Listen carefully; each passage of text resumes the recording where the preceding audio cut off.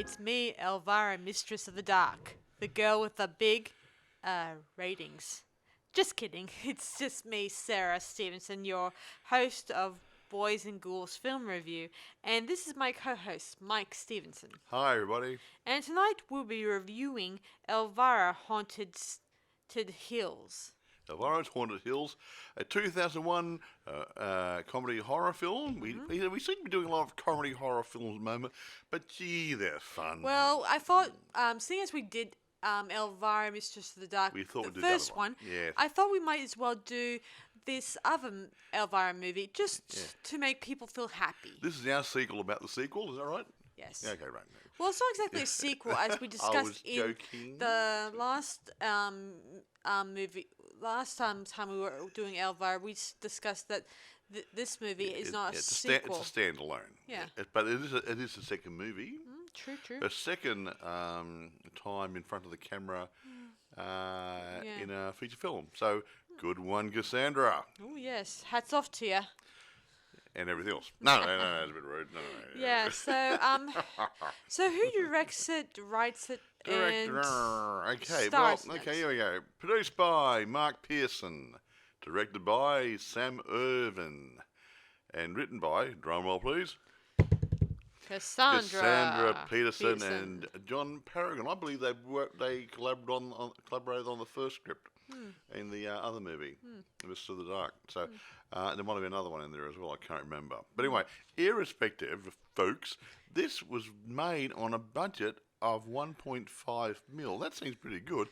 But they actually went overseas to Romania, was it? Yeah. Romania, and did the filming over there. So the travelling and all the other stuff, that's a big cost out of the budget. So for this movie being done in that budget, it wasn't too bad. Yeah, bear in mind, guys, the Cassandra was having difficult finding someone to direct her film until Sam walked into the door after telling him that Hello, the movie Sam here. would prove that this was a 1960s Edgar Allan Poe film. Well, yeah, You know?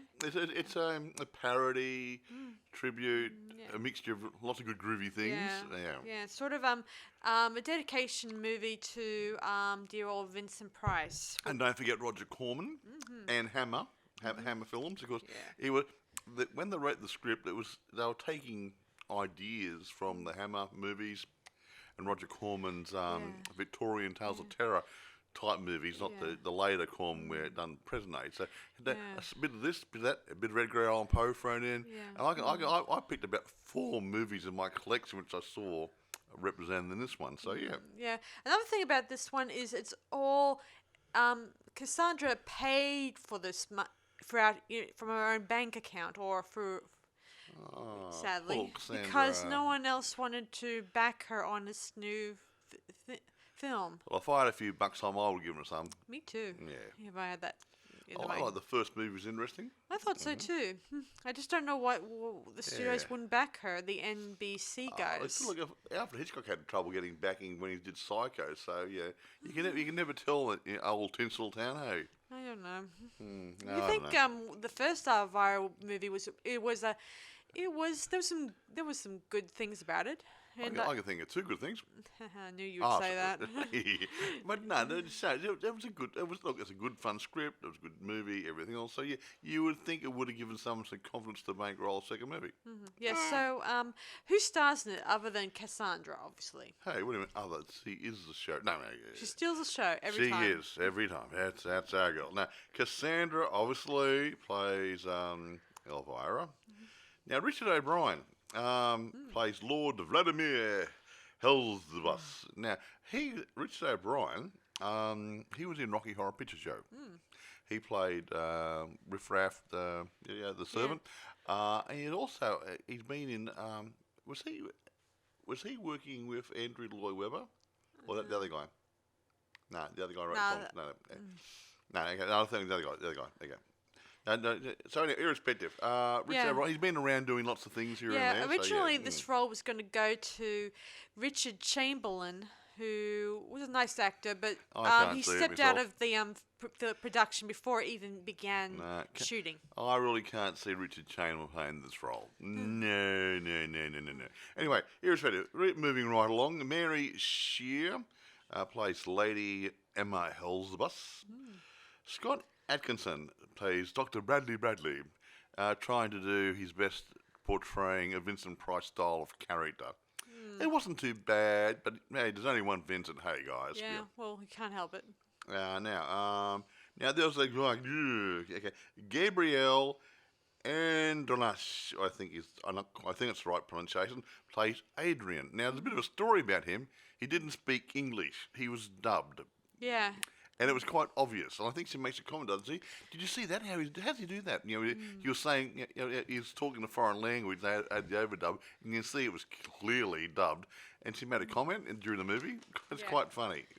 Yeah, when they were doing that dubbing, it's according to it, it says that it was a they quickly decided to do his dubbing voice, and as a bit of a example of when Elvira did a lot of bad movies that did a lot of so those film 5 movies dubbing. were all dubbed and they're really, really bad. Just sort of as a bit of a montage to those movies that in Movie Macabre, where she often those crappy B movies, like which everybody loves. She reviewed Teenagers from Outer Space, and that one we mentioned earlier did a lot of dubbing. Did they? I don't know why. They spoke so well, blah, blah, blah. Yes, quite. So anyway, going on. Who else stars in it? Well, I'm not going to mention everybody, but there's a couple more here worth a mention. Mary Jo Smith plays her Elvira's servant, Zou Zou. Interesting role. I won't say too much about her, but she really a good sidekick for some of Elvira's dialogue. Bounced off her quite nicely, and she gave it a cheek back to her occasionally, so it made some parts of it quite interesting. Very. Now, there's a little lady, I'm not sure if she's a girl or a young woman. Heather Hopper plays Lady Roxana Hellsubus. She's supposed to play a young sickly girl, a sickly teenager, young adult girl, but she played a rather interesting role, which I won't go into. Sarah will probably mention shortly. I think they'll leave the rest of them out there. I don't think we need anything else to go along there. Nah. Okay. But there is a bit there in the movie, right at the beginning, where Elvira and her maid are in a motel room, and they haven't paid the bill, and this guy comes after them looking for his rent money, and it reminds you so much of Jack Nicholson in The Shining. Yeah, he's saying he even does a in the scene where he takes an axe and tops the door down and he says, "Here's Jürgen," or something. It's really good. And the girls scream and run out of the room. Yeah, and jump out the window and stuff. It's really good fun. But anyway, now, like I said before, this is the second film starring Cassandra Peterson in the role of Elvira, obviously. So yeah, good one to Cassandra on, we believe, another movie well done. But Sarah is going to relate the plot to you now, I believe, unless he has something else to say. So, anyway, it takes place in a motel. Elvira not a motel. Okay, inn. And Elvira just had a weird, wacky dream that resembles Black Cat in my mind. Yeah, the Roger Corman movie. Yes. And she wakes up, freaks out when she sees the innkeeper axing his way through a door. They scream. You hear a lot of screaming in this movie, just so you know. Oh, yeah. He needs some aspirin by the time it finishes, yeah. Yes. It's a lot of funny watching everyone scream in this. Yeah, like that, yeah. Yes. So you scream, you'll scream for no real reason apart from dramatic effect. Yeah, so she and her maidservant, they rush out the window, and it's very funny how they did this. They did it in a speed... Yeah, they spell out the camera like the old silent movie days. It's really good. Yeah, it looked really it's cool. Hilarious. Yes. Anyway, they eventually escape, and they get picked up by a nice, coachman. Coach. This takes place back in the olden days. Just so you know, don't get confused. Well, yeah, we're just trying to figure out. I can't see Elvira in in olden day stuff, but it's supposed to be set in the period. She's on her way to Paris to join I can. can Revue. Probably like from Moulin Rouge. Yeah, something like that, yeah. But Yes. but they're up in the Carpathian Mountains, as Sarah said, and they get picked up by this gentleman in a coach. Yes, and the gentleman is Dr. Dr. Bradley. Bradley. And Elvira makes some comment saying, your mother liked the name so much she named you twice. Boom, boom. Gee, that's an old joke. That's got whiskers. Yeah, anyway, she makes a good tongue-in-cheek play for him, and at the same time the carriage begins to rock. Reminds me a little bit of Dracula Dead and Loving It in this coach scene where it's all rocky and shaky and everything. I can think of The Raven with Vincent Price and Boris Karloff as well. Same sort of stuff. They just grab so much more than other good movies. Yeah, anyway, they eventually arrive at the castle where they meet the lady of the house, and we get a scream from her. Ah! When she sees Elvira. Instead of saying hello. Yes. And of course Elvira they say your appearance shock kind of is a big surprise, and Elvira says, my experience shocks everyone. A lot of people. So she's used to it. Yes. Soon enough she meets the head of the household, Lord Vladimere Hellsubus. Yeah, who is very sensitive ears and sensitive just like in eyes. The House of Usher. Ooh. And when he sees Elvira, he's like thunderstruck by her appearance. Resemblance to his dead wife, who just so happens died 10 years ago. After 1 year's marriage. Now that also reminds me of another Roger Corman style movie, called Morella. Yeah. I think it was longer than 10 years though. Yeah, and it reminds me a little bit of the Pit and the Pendulum too. Well, that came in later. Yeah. I don't want to tell them too much. There's also the Haunted Palace is thrown in there, the Black Cat, and some other good groovy things. But I can't remember them all, but they're in there. Yeah, so anyway, Elvira does eventually see the portrait of Allura, and she does resemble Elvira in every detail. Even the little mole on her cheek. A right cheek, is it? Right, yeah, a little mole, yeah. As I said. Yeah, beauty spot's sorry, not a mole. Yes. So anyway, just so you guys know, when we did Mistress of the Dark, in our last podcast, we mentioned that her Aunt Morgana, what was her name? Morgana. Her portrait resembled Elvira too. Funny that, hey. So they used a lot of Elvira's appearance. A lot of inbreeding in this. No. Yeah. Actually, they stole the name of Morgana. Doesn't it remind you of King Arthur and that sort of stuff? Yeah. And not to mention, Laura. They came from. Funny story about that. Okay, here we go, folks. The name of Aurora is actually the stuff that Elvira's wig is made of. Now that I never knew. I thought it was horsehair or I always thought it was. I always thought that maybe Elvira may have changed the name to sort of. Well, it sounds good. Hey, what a lot! An exotic name, Allura. Yeah, instead of calling her Elvira, she called her Allura. So they changed bits of the word, her name with hers. Well, when you look at it, I mean, if you spell, you could see that right away that there's one or two letters missing from Allura's name, and right away, and Allura's name is spelt with a U in the middle. Well, bugger me, whatever, yeah. Yes. So anyway, she Elvira gets the her Allura's room to stay in. Hasn't been used since he passed away. Ooh. Yeah, what a horrible spell she says. Yeah. Yeah. Of course, Elvira meets the rest of the family. She meets the disturbing young niece. Good old Roxanne, yeah. Lady Roxana, sorry. Who's shocked to see that Elvira resembles her aunt. Allura, whatever it is, yeah. And she, let me see, meets, the rest of the staff, obviously. Yeah, staff are a happy lot, aren't they? Yes. Boring. Yeah, eventually, later that night, Elvira goes downstairs because she hears a weird noise, and she kind of sees Lord Hellsubus leaving a mysterious room inside a Next hidden to the fireplace. fireplace. And it's there she also meets the Stable guy. stable stud. Yeah, stable. Yes. Well, that's what he calls him. I suppose he's put in there for eye candy. Yes. Because he was a ruggedly handsome fellow, a reasonably good physique, and Yes. Elvira thought so. Yeah, well, as I said before, Elvira likes the handsome, studly man. Yeah, and we'll get onto that what they got into later on. So anyway, Elvira makes plans to leave the next morning, but then finds out from one of the staff members that Dr. Bradley has taken the carriage to look after some people who are sick in the area. With the plague. Okay, Mask of the Red Death comes into mind now, doesn't it?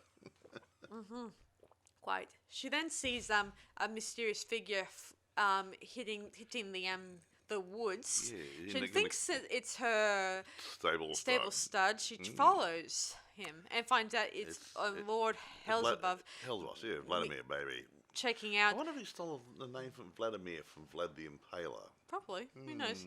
So anyway, he goes to the gravesite of some of their dead relatives, including Alora's grave and all that. Yeah. And he remarks on how his past with Elvira was very tragic and very sad. And relates a story, and it gets onto, like I said, before Morella. They borrowed loosely from that. Yes, quite. So he Liberally. tells, and he then notices how much Elvira resembles Elvira. Of course, Elvira gives him a kick in the nuts to knock him out, his senses back into order. Well, he was getting a little bit deranged at the time, so he had to shock him back to the real world. So, yes, he gave him a bit of a kick or a knee where the sun don't shine, guys. Brought tears to his eyes. Yes. Eventually, they leave and go back to the castle, and where Elvira has to spend another night there. And that very night, Elvira does a bit of a song and dance thing for the master of the house. Does she ever? Very talented dancer. Yeah. Yes, it was pretty cool. It's very can. Yeah, well, not can, but she can dance. Well, we did discuss earlier that Elvira was originally a Vegas showgirl when she was younger, before she began movie macabre and all the other stuff. Isn't that right, Mike? Yeah, some of those. Yeah, somewhat. Yeah. Yes. So this is all new, not so new under the sun for Cassandra. Yes. So anyway, the dance was really not really working for. Well, turned out to be didn't go so well. Noisy. Remember that Vladimir has a highly sensitive ears and eyes. Things need to be very quiet. And he has to walk around in dim lights and stuff. And she's there very raucous and stuff, making a lot of noise, playing piano, singing and dancing. And, and his eyes are on back his head, not from ecstasy, more like excruciating pain. So, poor fellow. At one point, before that scene, the doctor tries to hypnotize Elvira, and somehow something goes wrong. And Elvira comes in. And Elvira starts taking over Elvira's body for just a short time. I wouldn't mind taking over. No. Anyway. Yeah, sending out a threat to dear old Lord Hellsubus and all that stuff. Warning, danger, Will Robinson. Oh, no, Yes. sorry, wrong movie. Okay. Yes, so anyway, later that night, Elvira sneaks out to her stable stud and does the dirty deed. Oh, several times probably. She looked very happy and tired. And by the time they were done, she has another nightmare of sorts, where she watches Elvira hanging out with Lord Hellsubus' brother. Yeah. Does this sound familiar, guys? Because that it sounds does sound like, familiar that to me. gets back to, which one was that one? Was that Haunted Palace? No, not the Pit and Pendulum, Pit and Pendulum, Pit and Pendulum, same thing, Brother going Adolphra, after... the doctor, brother, and the wife, and here comes the Pit and the Pendulum, Yeah, and meanwhile, her servant, Elvira's servant, what's the name again? Zou Zou. Zou Zou. Zou She Zou, something to me. she gets abducted and placed inside A little the cage. secret chamber and all Yeah, that in a stuff. cage, in the secret chamber. Yeah. Yeah, anyway, Elvira goes to the chamber. She gets the key. Oh, that reminds me. The earlier before long before the this happens, they just the niece kind of dies and Well, so he goes in the catatonic state. Like, yes, she looks like she's dead. Oh, wait a minute, another movie. Yeah. Premature Burial. yes. Yeah, she kind of faints a lot in this movie too. And in this one, she faints because they were looking into Alora's grave to find out if she was dead or alive. Yeah. Turns out the grave. The casket was empty. Ooh. Yes. And it's true. Yeah. So so Elvira. So flash forward to the present, I should say. Elvira sneaks up to Lord Hellsubus, The old Vlad's pad. yeah, and takes the key. He's watching over his niece's. Supposed corpse. Yeah, there was even a scene when they were doing where they put her in the coffin where Elvira was saying why all that stuff. Well, she was young for an Oscar. She was here, young. Why all that stuff. And she gets up and walks away. Oh gosh, it was so funny. Yeah, she's So hilarious. She's a joy to behold. Yeah, so Elvira takes the key, and we see the coffin open, and we see a crazed, slightly crazed young woman get out of it. yeah, and she starts following Elvira, and she keeps getting knocked over by the door or she's stuff. very clumsy, this one. Yeah. Yeah, not to mention, I should mention the niece is also clumsy. Yep. Yeah. Yeah. Yeah. So anyway, Elvira goes inside the hidden chamber and sees Zou Zou in a cage. She said, "What are you doing in the cage?" Gee, she's chained up and gagged and everything. What's that Great, tell what you? a great opening line. What are you doing in there? You Yeah. think you're a bird or something? Yeah, Yeah. something. So Elvira heads deeper and deeper into the chamber and sees a lot of torture devices, you name it. Just like in the Pit and the Pendulum. Yeah. Yes. Not as good as Pit and the Pendulum, but not a bad set. Not a bad set. Yeah, eventually Hellsubus And the scenery was good too. Yeah, eventually Hellsubus comes down there and he sees that Elvira has figured out what's going on. Yeah, and she discovers that Alora has been welled up behind a fake wall. Which takes you on to The Black Cat. Yes. Yeah. And maybe several other movies. Sorry about that, guys. Me.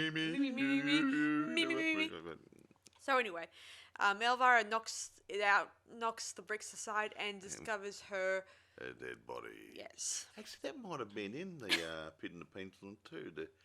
Her body was in behind a wall. I have to go and look at that again. I have to go and look at the Pit and the Pendulum again. Yes. So anyway, Elvira confronts Lord Hellsubus and tells him, "Guess what? You did this, and you killed her. All that stuff. That's why her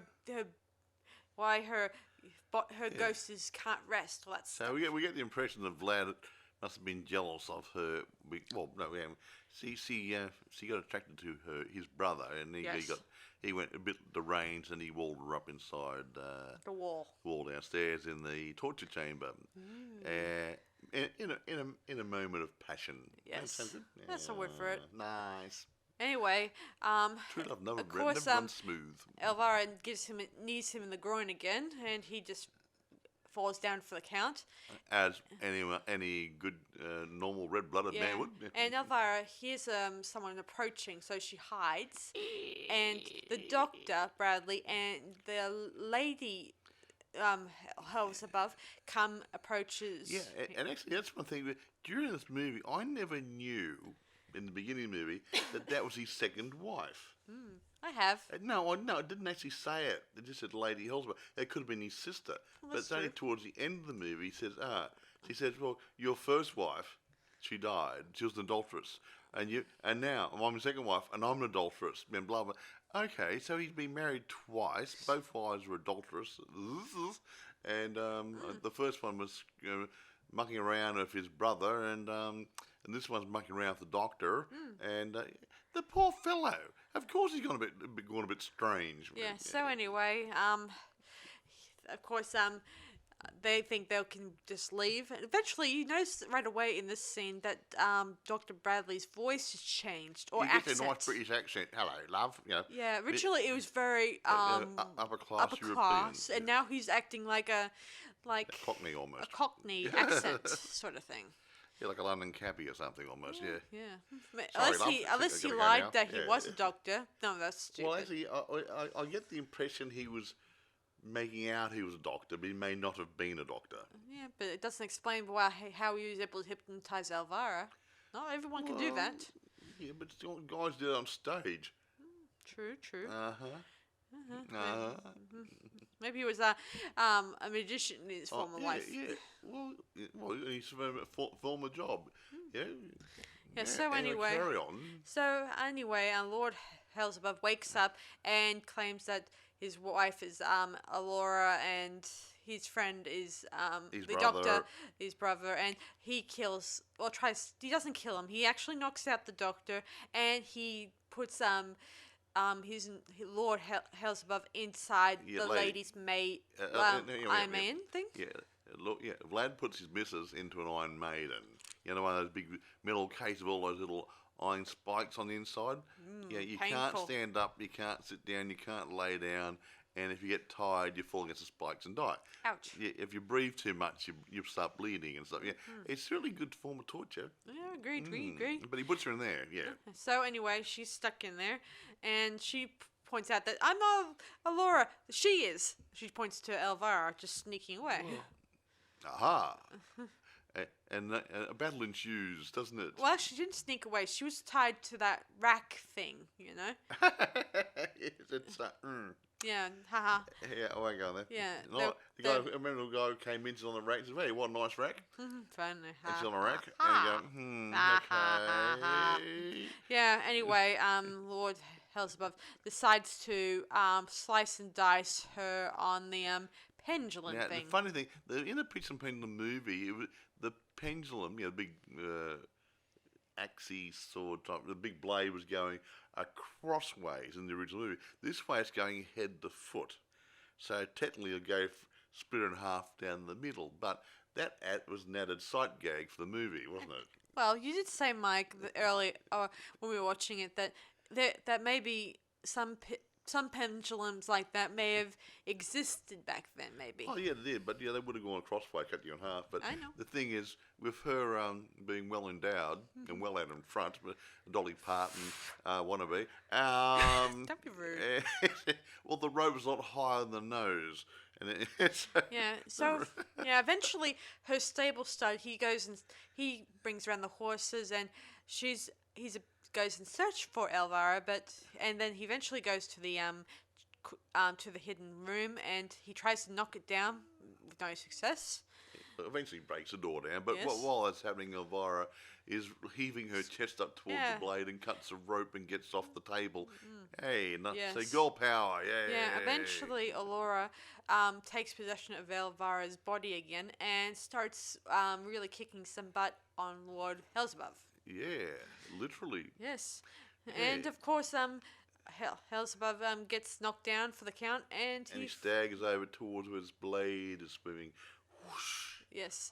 Of course, his niece, she comes running in and tries to tackle him, and she ends up falling down for all some the gear cogs. mechanisms and stuff, and she dies.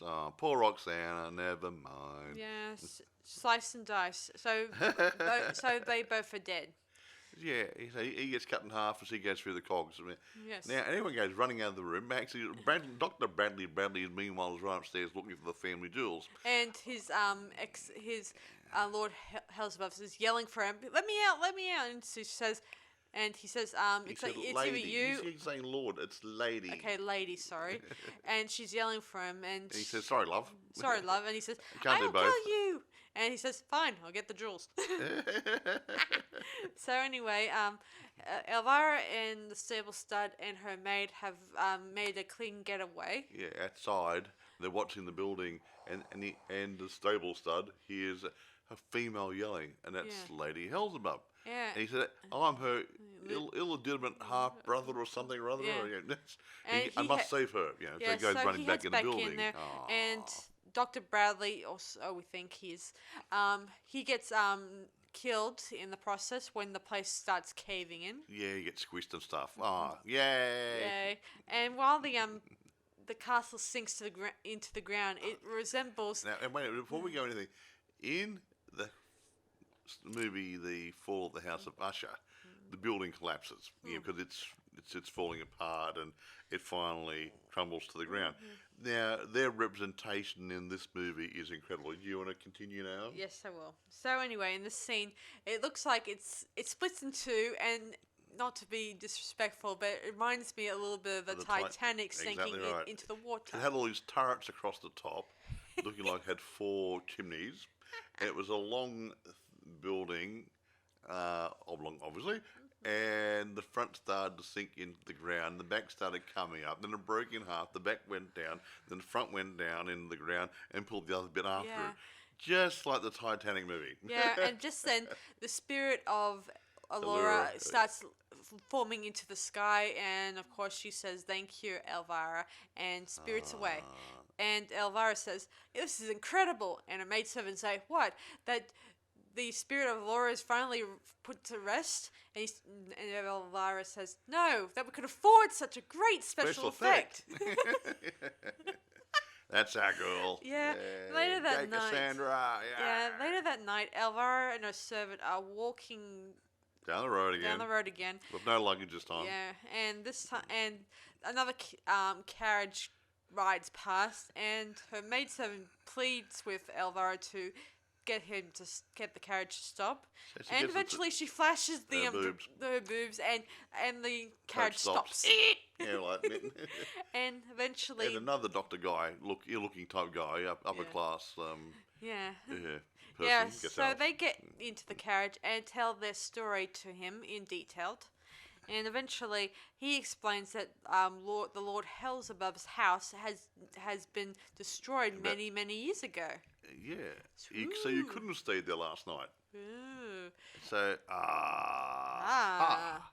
And this is where it gets really interesting in the scene, where as they're looking out towards the night, you see the coach driver. The camera pans across to the coach driver. And it looks like Vladimere Hellsubus. Yes. Cackling away madly, just like the coachman did in probably The Raven and other things like Yeah, and I remember another movie that Vincent Price was in that had that scene too. Pretty cool that. Yeah, it's really good. Yes. I like Richard O'Brien. So that's all there is in the movie, and I wish. Oh, that's a good movie. That's a good summary. Yeah, when I first seen it for myself, I didn't appreciate it so much, but I kind of grew to like it eventually. Yeah, look, if you're into early Corman, or not early Corman, the Roger Corman, Edgar Allan Poe movies, and Vincent Price, you will love this. Mm-hmm. It is not a send-up, it's a parody.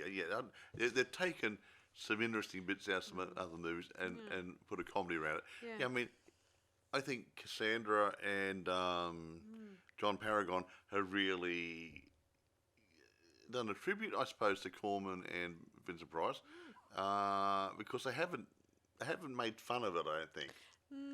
They've made a comedy out without actually poking fun at it. Yes. Yeah. Another thing about this, the adaptation of some of the scenes from that Elvira Haunted Hill were later used in the Search for the Next Elvira in year 2007. They did too, yes. Yeah, there were a few. They did a few scenes. With their their contestants, they asked them each to do a bit of a scene. With I think each a lot one of them were taken out of the second movie. Mm-hmm. This movie, I think. But it was quite interesting. But I really enjoyed this movie. It's fun, and I still can't get over the fact they spent the money to go over to Europe to make the movie. I mean, that would be a big expense in its own. Well, let me see here. Cassandra, I said before, Romanian Yeah. brother-in-law talked her into shooting the film in Transylvania to stretch the film budget further and adding. One might have been cheaper to film over there. Yeah. That's a good point too. Never thought about that. Yeah, so it may not have been as expensive as we made out. No, you would think, but if the cost is cheaper over there, then obviously the travelling would be not a problem, and the accommodation might have been cheap too. Yeah, here's a tent. Yeah, and the rest of it was all studio work. With the Yeah, castle bit, I wonder where that was done. Whether done over there, or it could have been done in the studio. they could have made it in the warehouse or something. yeah. You never know. Yeah. So yeah, it would have been a lot cheaper, maybe. Yeah. So who knows? Again, necessity is a mother of invention. Quite. Yeah, they did it. I wouldn't say cheap, but cheaply, inexpensively. For the money, and all that. Yeah, I think they've actually spent the money wisely. Yeah, Quite. got a good product out of it. Yeah, quite. I mean, I was just thinking just today that it's a shame that Elvira never put together a TV show using the her first movie idea to make it. Well, yeah, it could have been really good. They're trying to get some Elvira show off the ground. It was only made one Yeah, episode. they made one pilot episode Yeah. and used it as a bit of a. Short movie. It was fun, Or but maybe it short. wasn't that great. Well, it was still funny with It's her funny, Elvira but jokes. it was too cliche and stuff, and it just after watching two or three of them, you probably get bored of them. But seriously, if you did something based on the Mistress of the Night, or what was it?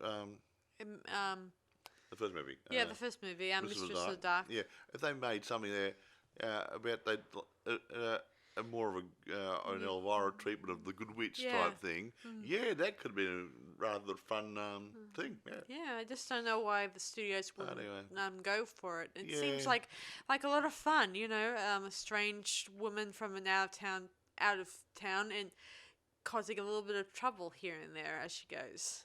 Yeah, Sounds like a lot of fun. Yeah, you're leaving a lot of damage in her wake, Or whatever. a lot of broken hearts, And a lot of laughs, which is laughs, great. I love a little bit of laughter, especially if it's a new jokes. You're different. That's what when you get a good, creative, funny person writing a script. Now I don't know John Paragon, but if he's good at the humour side and Sandra's good at the scenarios and stuff, putting it together, they seem to be a good writing team. Agreed. It came along really good, and I just don't understand, again, as I said before, why the studios didn't back Cassandra in this film project. Yeah, I can think of a couple of reasons. I don't think it was totally commercial enough for them. And as I've probably said to you quite a few times in private, a lot of the studios run by accountants, not creative people, and all I can see is the bean counting side of it. Nothing. There's nothing else. So when there's possible good new product comes along, and they say, "Whoa, I don't know, let's go and do the same thing we did last year." It gets a bit old, and they don't give the new guys on the block, male and female, And yet, a Elvira chance, is a well-known name out there. They could have marketed the hell out of this, and they could have made it a big commercial. If they success. learnt anything from the first movie, the Mistress of the Dark, they could have easily would have agreed to go ahead and do the this movie too. Yeah. I mean, you think nowadays with Netflix and other places, and there was other people doing, isn't Netflix doing their own movies, or HBO and other people, and all the big guys, the Universal Studios, the MGMs and stuff, and all the other goods. I mean, sorry guys, the smaller studio is going to walk all over you one day, and you won't be doing any movies. I'm sorry, the small guys, small studios, they're prepared to take a chance. Yeah. So yeah, independence. If George Lucas was a newbie once, Steven Spielberg was a newbie once, Francis Ford Coppola was a newbie once, how about the new newbies? Yes, exactly. So, I mean, no doubt those movies they kind of took the world by storm. They did. And they are still being bought, sold, and all over the place. Yeah, exactly right. But you think about, say, George Lucas, his first movie, what was it? No one knows what it is because it's not hasn't been marketed as much as these other movies. It was the first major movie that Is that THX 13 whatever it is? And that showed up number plate in American Graffiti in a bit of product placement there, and then he went on to bigger and greater things after that. So they've got to start somewhere, and nobody wants to help them out, and it's a shame. Yeah, if it was up to me, guys, I would like to, if I did have the money and the time, I would like to put together a special business for beginning independent filmmakers to get their work across. But we're poor slobs like everybody else, and we haven't got the money, so We're skimped. We're skint. No, we're not skint, but we haven't got that sort of money at our disposal. But yeah. Yeah. So, do you want to rate this movie now, Mike, or I might as well. I can't think of anything. I could start blabbing on about Vincent Price and Corbin and stuff, but we could save that for another podcast. But yeah, well, it seems right. No, but, yeah, whatever. Gee, I mean, again, limited budget, allowing for that. Because I'm obviously there's only so much you can do for limited budget. I'd have to give it a 9.5. Yeah, 9.5. I reckon for what they've done on limited budget, I think it's good. I think it's good, and it's fun. Yes. So I'm gonna give this a 9.5 too. So yeah, I agree with Mike that it's pretty This was. I do like the fact that unlike other small budget films, this one did a really good getting it off the ground when you think about it. Yeah, exactly right. Unlike other low budget films that didn't make a box office hit, but this one made a box office hit. Well, this didn't. So we just went straight to DVD or something. I know. Which is a bit of a shame, but that's what it's relegated for because it wasn't commercial enough. Yeah. But still, it's an interesting movie to check out. If you those who like Vincent Price movies and like ones that deal with making a little bit of fun of tongue in cheek with the plots. Look at Abbott and Costello did the Frankenstein and Dracula and the Wolfman. Hey, that was a little bit disrespectful. This isn't disrespectful. No, this is not a very disrespectful film. No, she's done very nicely, but very funnily. In the way only Elvira / Cassandra could do. Yes, so thanks for listening to this latest podcast, guys, and we'll hopefully see you guys for the next one. See you? Well, hopefully hear from you soon. Till next time, this is Sarah Stevens saying, unpleasant dreams. Bye, guys. Bye.